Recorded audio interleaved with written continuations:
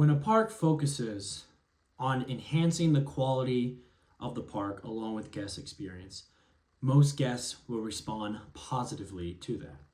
As much as guests will go to parks because of attractions, most guests return to parks or recommend others to come to parks due to how well that park is run. This is why the Disney parks and Universal parks do so well, along with Busch Gardens, Williamsburg, and a lot of the Cedar Fair parks, because it is important to focus on the quality experience of the park itself rather than just the rides that are there. Herschend is well aware of this. Herschend has been well known for a long time of quality premium experiences. You go to a park like Silver Dollar City, which was their first ever park, and just look at all the extra detail that they put into it. Not in just the theming, but in just what you experienced, be it the shows, the quality of food, the roller coasters and rides that are there. There's more than just thrilling roller coasters there. There's stuff for everybody to do. And Herschend has done that with all their parks. Dollywood is no different from Silver Dollar City. Wild Adventures, as much as I personally am not a fan of the coaster collection there, has a great beautification of the whole park. The park looks pristine. There was a lot to do. I went during their Halloween event and it was absolutely stunning. And so while I may not like the roller coaster collection at Wild Adventures, that does not take away from the fact that Herschend takes really good care of this park. And it's time for Kentucky Kingdom to join that. Kentucky Kingdom was recently purchased by Herschend, I believe in 2022. I know it had to be after 2020 because that's the last time I've been to the park and it was not owned by Herschend just yet. In fact, I have visited Kentucky Kingdom twice now, once in 2017 and then once in 2020. And while I did enjoy the coaster collection there, and there was a lot to love about this park, there was a lot of things that left me feel like I wanted more. And I have a lot of critiques about the park. The biggest one was the aesthetics of the park. While some parts of the park were pretty nice and I really enjoyed it, there are other part of the parks that I was not a fan of. I'm still not a big fan of how Storm Chaser looks. It is very much an eyesore to me, which is why part of the reason I prefer Lightning Run a little bit more, just because Lightning Run is in a better area. It just looks nicer with the stuff around it. Sure, it could be better, but still. And so when I heard that Herschend was taking over, I was really excited. And I had been waiting for the day they had enough of a budget to start making some investments. They'd already been doing some small stuff as soon as Herschend took over, but recently we've been getting some good stuff. Before Herschend took over, they debuted a spooky Halloween event. Herschend doesn't usually run that way, so they redid it into a family-friendly kind of event, very similar to the other ones at all the other Herschend parks. But then a big investment came this past year in 2024 with the debut of Kentucky Kingdom's first ever Christmas event. And as far as what I've seen with videos and guest feedback, this was a resounding success, which is awesome because Christmas events are huge investments. They can be just as expensive, if not more expensive, than adding a brand new roller coaster. So it is an achievement nonetheless, especially overtaking this. So I really hope that Kentucky Kingdom can continue to run this event and the guests continue to show their positive feedback with returning to the park for this. But also last year, we began seeing some teasers and we recently got in a full announcement, full video of the brand new land coming to Kentucky Kingdom. What Kentucky Kingdom is doing is taking a area of the park and basically enhancing it, making it brand new. Very similar to what Kings Dominion did with Jungle Expedition from Safari Village. The new land is called Discovery Meadow. Very similar vibe to Wildwood Grove. It's supposed to enhance the beauty from Kentucky and its beautiful nature, along with the exciting thrills and stuff to do for the entire family. It's great because where this land is going already has a plentiful amount of trees, so adding all this is just going to enhance it even more.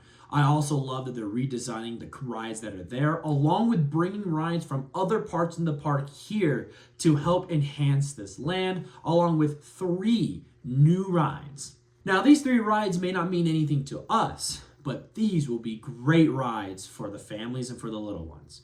We first have what I like to call a hang gliding whip. So it's like a kiddie whip, but instead you're kind of suspended. And it's going to be themed to cardinals, which is kind of cool because apparently the state bird is the cardinal in Kentucky, which is Also the same for Virginia, which I love. It's going to be called Redbird Racer. There's also a brand new train called Cumberland Express. Now this looks like the typical Zamperla mini trains that we see at other parks as well. Still really cool. I love the design.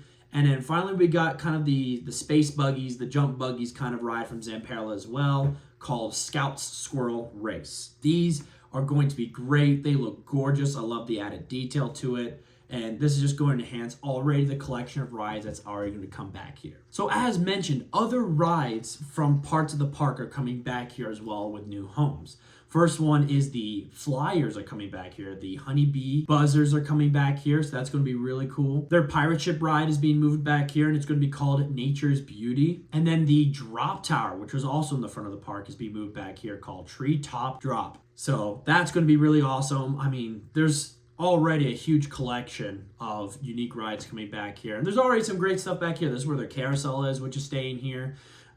They got like a really cool swing that has shoes, look like shoes, and it's going to be called Spring Fling, which I think is really cool. Along with their huge boat ride called Mile High Falls. And then we got to talk about the 3 existing roller coasters back here, which are all getting renamed. The kiddie coaster that was once called Roller Skater, I believe, or Roller Scooter, something like that, will now be called Hollyhock and Roll. That is cute. That is cheesy and cute. Thunder Run is now called Woodland Run, and Storm Chaser is now called Wind Chaser. Say what you want about the names, they fit perfectly with the theme of this land. And I really hope that along with the names, we get enhancements. When it comes to Wind Chaser, I really hope this is when they add a lot of extra gardens, add a lot of trees, really make the scenery around Wind Chaser gorgeous and beautiful.